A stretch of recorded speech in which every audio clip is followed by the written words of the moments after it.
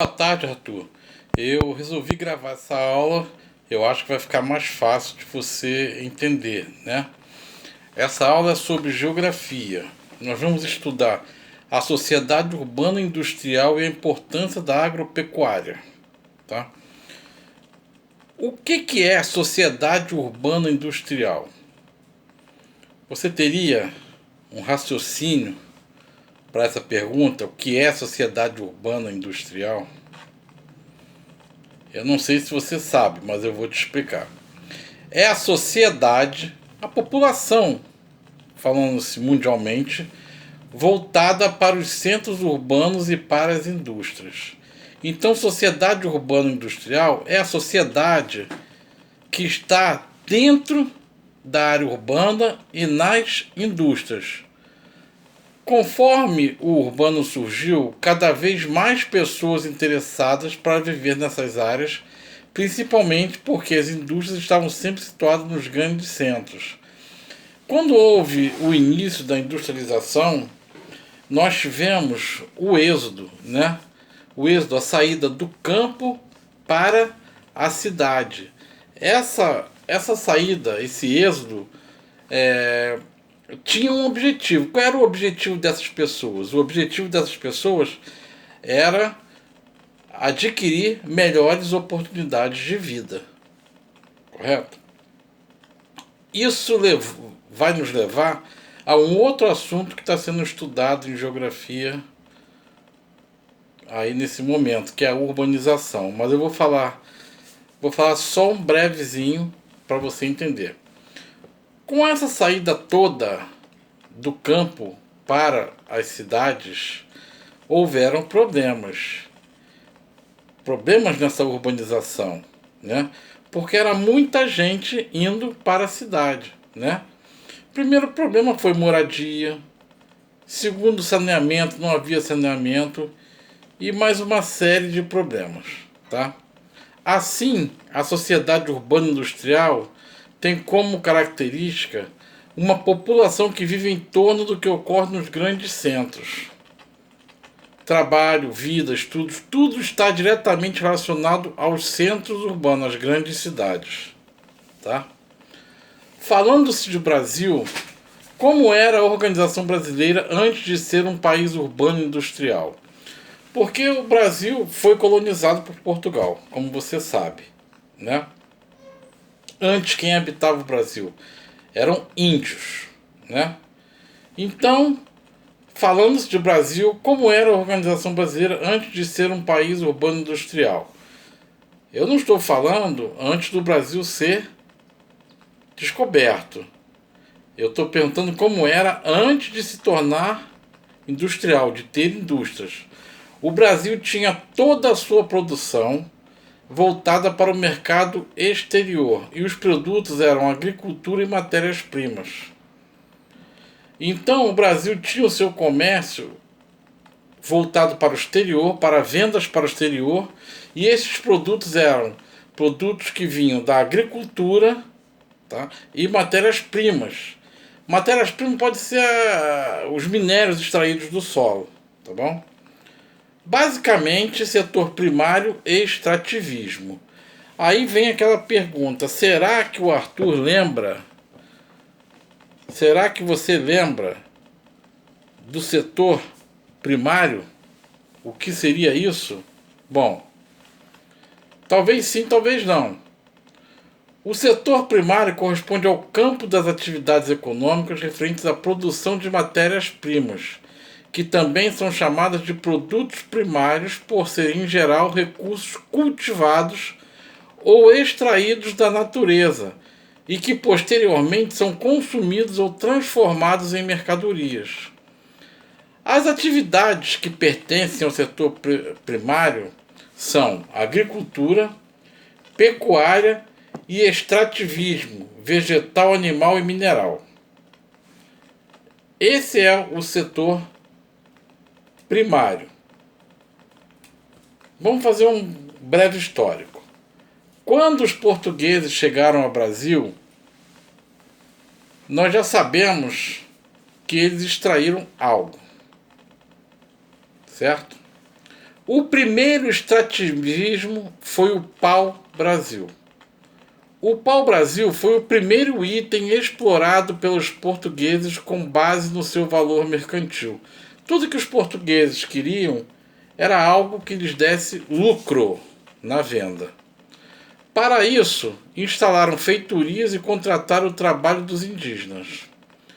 O pau-brasil é muito conhecido porque sua exploração foi a primeira atividade econômica exercida pelos portugueses na América Portuguesa durante o século XVI.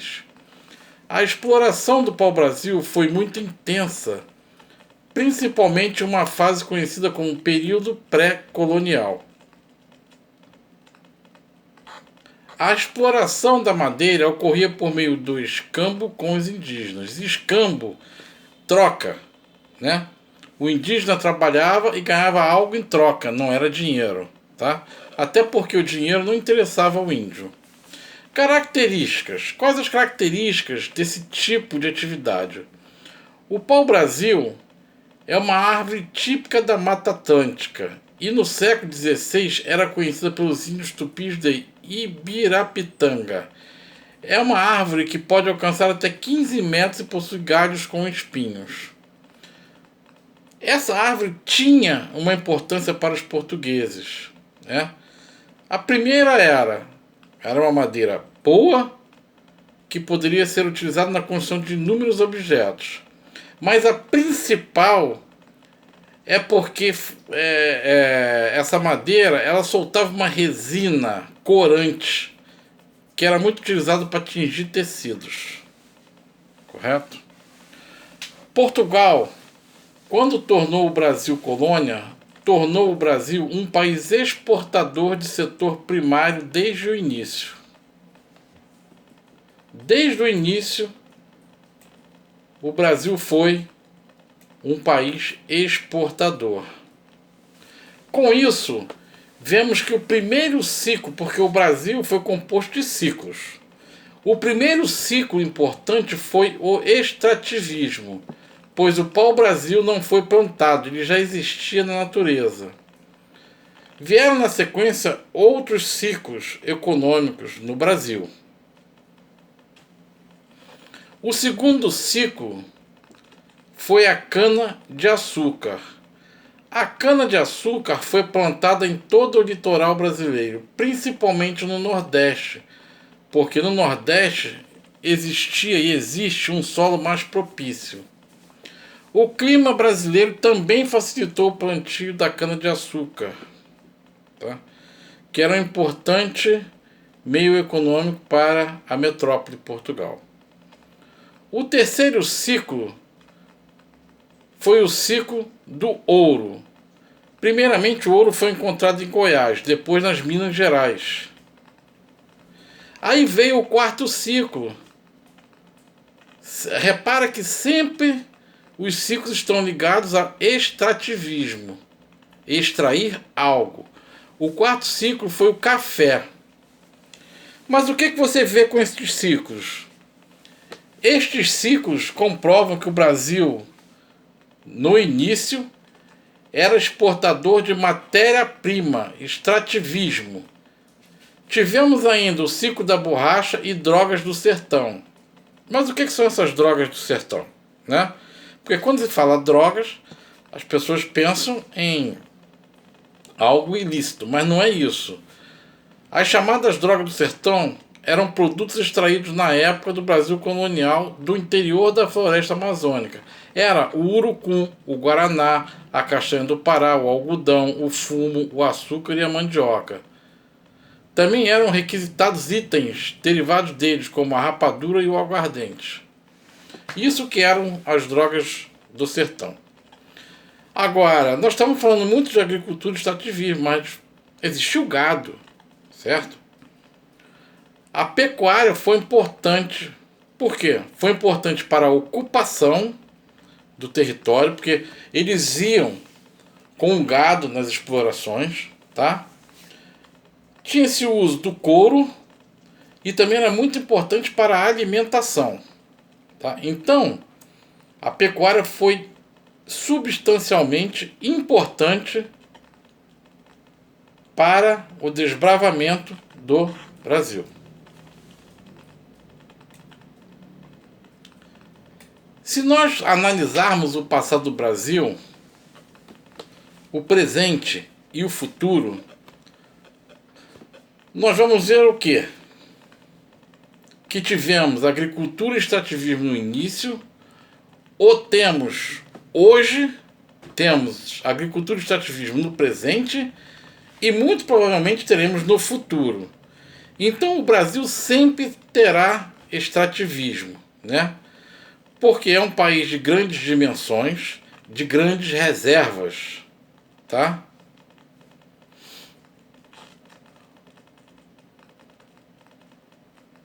O que nós falei das dimensões, né? Tivemos ainda também plantações de algodão, depois milho, cacau, mas recentemente o que nós ouvimos muito? Soja. Nós ouvimos falar muito de soja, certo? O Brasil é grande exportador de soja. O início da trajetória brasileira foi de extrativismo e agricultura. Mas em determinado momento tivemos a industrialização. Em um dado momento começou a industrialização no Brasil, certo? O Brasil hoje é um país industrializado. Nós temos indústria de vários setores, né? E hoje nós também temos agricultura e industrialização presente. Apesar de hoje o Brasil ser um país industrializado, nós não deixamos de ter o extrativismo como fonte de reservas, de venda para o exterior. Nós precisamos, o Brasil precisa do agronegócio para suprir as indústrias e população. Agora vamos falar de um breve momento atual, tá? Hoje vemos que todo o impacto causado pela Covid-19 para o Brasil será enorme e o mundo passará por enorme crise. Segundo análises feitas por pesquisadores, estudiosos, o agronegócio existente no Brasil vai ser de grande importância para o Brasil suportar essa fase, tá? O Brasil é um país que exporta muita matéria-prima, muita agricultura, e isso vai ser muito importante, não só para o Brasil, como para o mundo, né? O Brasil estará exportando e o Brasil ganhará economicamente com isso. Muitos dos produtos em que o Brasil se destaca hoje são soja, milho, carne bovina e outros. O aumento da produtividade brasileira é oriundo da mecanização, a chamada Revolução Verde. Mas será que vocês se lembram o que é Revolução Verde? Isso pode suscitar dúvidas, confundir, por causa da palavra verde, pensar em mato, a plantação, alguma coisa assim. Vamos ver o que é isso. Tem a ver com a agricultura, claro, nós estamos falando sobre isso. Então vamos ver. A Revolução Verde surgiu com o propósito de aumentar a produção agrícola. Epa! Então foi dito que Revolução Verde tem a ver com aumento de produção. Vamos pensar como é o campo hoje, a agricultura hoje. Bom, não é uma agricultura rudimentar, certo? O que nós temos na agricultura hoje? Muita mecanização, muita tecnologia.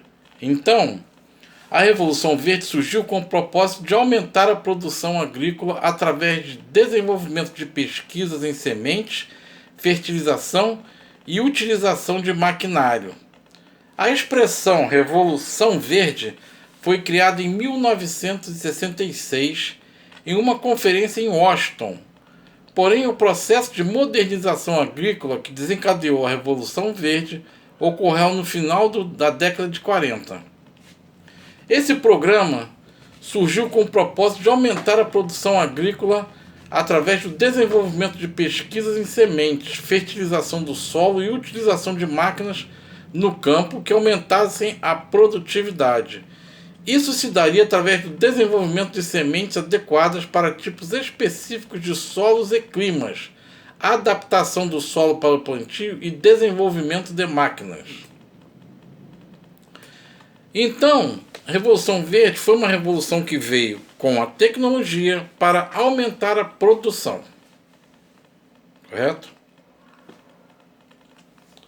Agora, tudo nessa vida possui lados positivos e lados negativos. O lado positivo da Revolução Verde foi o aumento da produção. Isso é indiscutível. Mas qual seria o lado negativo? Bom, o lado negativo foi a dependência tecnológica. O mundo ficou dependente da tecnologia. Deu para entender até aí, gente? Vamos ver agora uma outra parte que foi falada, que é muito falada, tá? Commodities. Mas afinal de contas, o que são commodities? Apesar de muitas pessoas não saberem o que são commodities, elas estão mais presentes em nosso dia a dia do que você pode imaginar. Você provavelmente já ouviu falar sobre esse termo nos noticiários. Afinal, não é raro que uma commodity cause algum efeito na bolsa de valores. O que esse nome significa? Quais são as principais commodities brasileiras? Como investir em commodities? Bom, vamos ver o que é isso? O que são commodities? Commodities são produtos que funcionam como matéria-prima. Então, commodities são produtos que funcionam como matéria-prima. Eles geralmente são produzidos em larga escala e podem ser estocados sem perder a qualidade. Dessa forma, o mercado de commodities tem seus preços definidos pela oferta e procura desses materiais primários. A palavra commodity significa mercadoria em tradução livre do inglês. Originalmente, o termo commodities era usado para quaisquer tipos de mercadorias. Ao longo do tempo, essa designação passou por algumas mudanças. Vamos ver agora, a título de conhecimento, tá? Há outras características das commodities. Bom, grande importância mundial, produtos de origem primária, alto nível de comercialização, pouca industrialização, qualidade e traços uniformes de produção, não há diferenciação de marca. Esses são outros significados para commodities. Por serem produtos consumidos em larga escala e com uma variação de preço considerável, as commodities também são vistas muitas vezes como um investimento.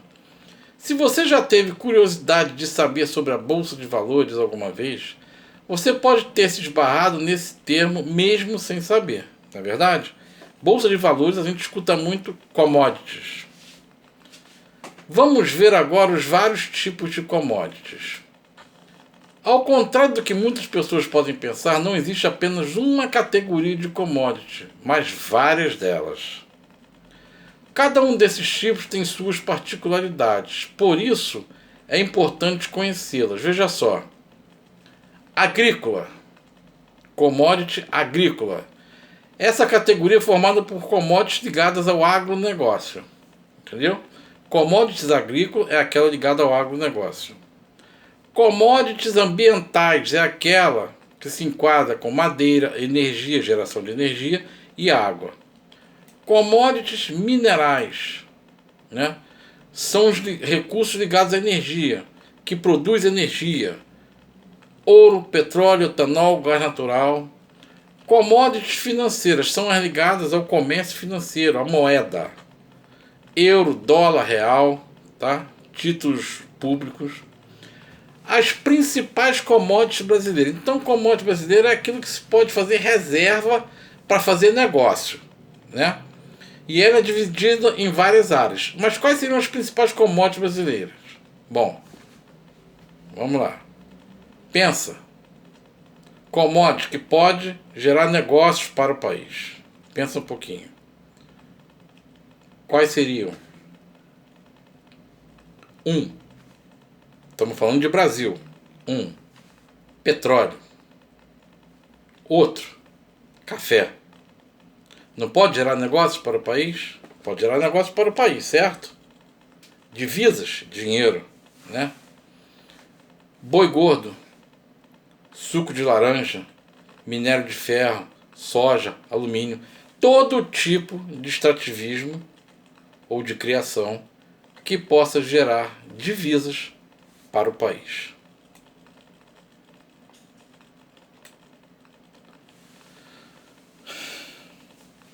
As commodities agrícolas realmente ocupam um lugar de destaque na produção nacional. Isso acontece por conta da abundância de recursos naturais que há no Brasil. Outro ponto que ajuda a explicar esse fator é a extensão do território brasileiro, que nos permite produzir uma boa variedade. Se somos destaque na exportação dos bens, que nós vimos há pouco, né? Você já deve imaginar que a nossa economia sofre forte influência do mercado de commodities. Sofre grande influência das commodities do mercado brasileiro. Se abaixa o preço de algo disso, influencia a economia brasileira. Por exemplo, em 2014 havia uma estimativa de que essas mercadorias representavam cerca de 65% do valor total das exportações do país. Em 2015, essas exportações corresponderam a algo em torno de 191 bilhões de dólares. Uma quantia muito expressiva, não acha? 191 bilhões de dólares? Isso tudo devido ao agronegócio brasileiro. No entanto, para todo lado positivo existe o lado negativo. Existe um lado negativo nessas negociações.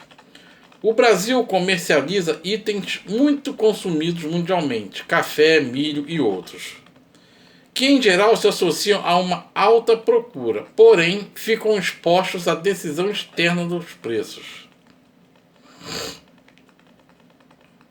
Então, se houver um problema cambial de dinheiro nos países compradores, eles vão querer baixar o preço, pagar menos, e isso gera prejuízo para o Brasil. No agronegócio é tudo relacionado à agricultura e plantação, tá? No agronegócio brasileiro, existem muitas empresas brasileiras, mas também existem muitas empresas transnacionais. E o que nós poderíamos falar sobre isso? O que seriam empresas transnacionais? Empresas transnacionais são empresas que têm a matriz em um determinado país e, ao longo de todo o mundo, filiais, tá? A Nike, por exemplo, tem uma matriz, mas tem filiais em todo o mundo, né? E várias outras empresas que você pode avaliar. Subway, não é? Por exemplo, também. Nos países que foram colônias, temos a característica de concentração de terras, ou seja, concentração de terras nas mãos de poucos proprietários. O nome disso é latifúndio. Vamos ver isso com relação ao Brasil. Com relação ao Brasil, quando falamos da questão agrária no Brasil, estamos nos referindo à ocupação, posse e distribuição de terras. Distribuição de terras. Tanto em seus aspectos históricos quanto em seus aspectos geográficos. Nesse sentido, a distribuição de terras sempre esteve diretamente ligada à colonização do nosso país, que foi responsável por um processo de ocupação que privilegiou apenas as elites econômicas da época, excluindo principalmente os indígenas, os negros e os pobres. A coroa portuguesa realizou um sistema de distribuição de grandes extensões de terras chamadas de sesmarias, destinadas apenas àquelas pessoas que tivessem grandes somas de riquezas e que fossem capazes de investir na produção de cana-de-açúcar. Dessa forma, a ocupação do espaço agrário brasileiro foi marcada pela formação de latifúndios, que são propriedades rurais muito extensas. Visando a produção predominante de um único tipo de produto, o açúcar. Assim foram as sesmarias. Foi assim durante toda a história agrária do Brasil. Depois do declínio da cana-de-açúcar, instalou-se uma economia mineradora, que intensificou a extração do ouro e prata no país, sobretudo na região centro-oeste. Essa atividade também ocorreu envolvendo os grandes proprietários, utilizando-se de mão de obra escrava e invadindo os territórios indígenas. O século XIX conheceu o auge da economia cafeeira e da pecuária, além de também ter se caracterizado, não diferentemente dos tempos anteriores, pela concentração de terra nas mãos de poucas pessoas e pela exploração dos trabalhos no campo, mesmo após o fim da escravidão. Durante o século XX, a situação não mudou. Apesar dos avanços na legislação e dos debates realizados, sobretudo durante a década de 50, quando foram criadas as ligas camponesas. O que foi a Liga Camponesa? Foi uma organização dos trabalhadores rurais em busca da reforma agrária. Ela foi extinta, acabou, com o regime militar. Atualmente, apesar do café ainda ser um importante elemento para a economia brasileira, o principal produto cultivado no espaço agrário brasileiro é outro. O café não predomina hoje em dia. Predominou um dia. O que você mais escuta falar hoje? Soja, soja, soja. A soja predomina na agricultura brasileira. Tem um alto valor comercial para exportação. Depois da soja, vem o quê? A cana-de-açúcar.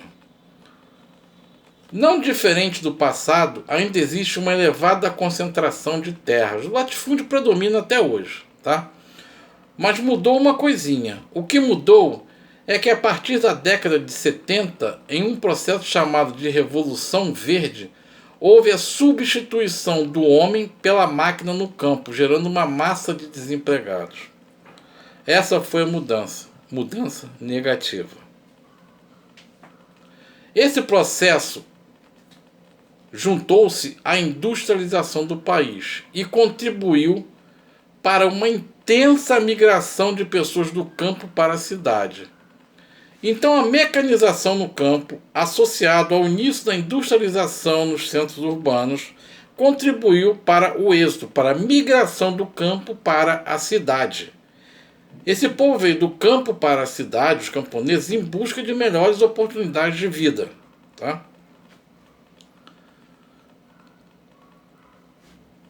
No início, da colonização, os portugueses não se preocupavam com divisão de terras.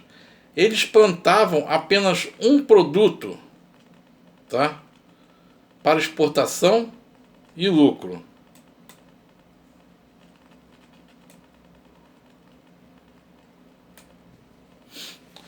Nós tivemos no Brasil 2 sistemas de divisão de terras, Mas esse sistema de divisão de terra não era da terra para pobre, para negro, para índio, não era nada disso.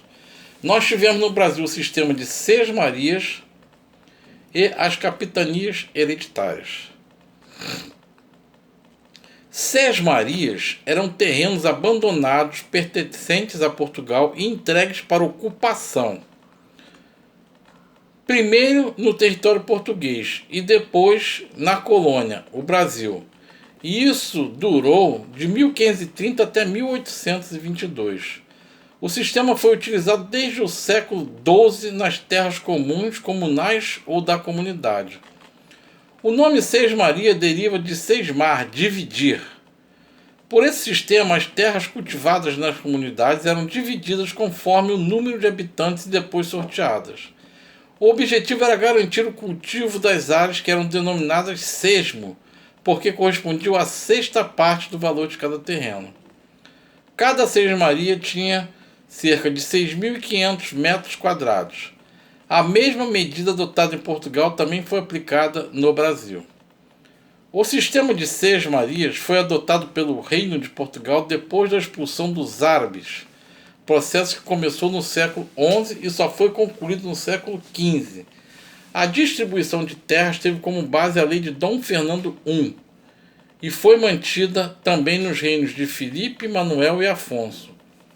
Muitas das Seis Marias estavam sob o controle da Ordem de Cristo, herdeira da Ordem dos Templários e depois batizada como Ordem de Cristo. A essa contribuiu para a consolidação do território português, auxiliando na expulsão dos mouros e contribuindo para as atividades de navegação ultramarina. Então, as Seis Marias têm toda uma história de ocupação e o porquê, como eu disse agora. Tá? No Brasil, o sistema de Seis Marias foi aplicado como forma de garantir a posse do território, já dividido em capitanias hereditárias. Seis Marias, então, significava ocupar um território para produzir nesse território, né? E houve no Brasil também a divisão em capitanias hereditárias. Foi uma divisão em faixas de terra, tá? Em que pessoas indicadas por Portugal administrariam. E nessas terras deveria haver produção, né? Deixa eu continuar aqui para entender melhor. As capitanias garantiam a posse e não representavam gastos para a coroa. Contudo, os territórios sofriam com invasões. As primeiras distribuições de Seis Marias foram promovidas por Martim Afonso de Souza e consistiam na subdivisão das capitanias. No Brasil teve a Seis Marias, mas tinha a capitania, e dentro da capitania houve uma redistribuição de terras, chamadas Seis Marias. Entendeu? O objetivo era atrair colonos cristãos que tinham o direito de usufruir, assegurado por meio de cartas de doação. Esses eram chamados sesmeiros. Quem recebia a posse da Seis Marias não teria, contudo, domínio administrativo e permaneciam sujeitos à coroa. Já os capitões donatários, que cediam o terreno, né, eles ficariam com 20% do território e eram obrigados a atribuir os demais 80% em sistemas de Seis Marias. Entre os principais problemas enfrentados pela coroa para regular as Seis Marias estava a obrigação do cultivo. Esse era o problema. Tinha que cultivar, essa ideia das Seis Marias, e isso não acontecia. Entendeu? Os poceiros, a quem os sesmeiros arrendavam as terras, passaram a cultivá-la e exigir o reconhecimento do direito para os territórios. Entendeu?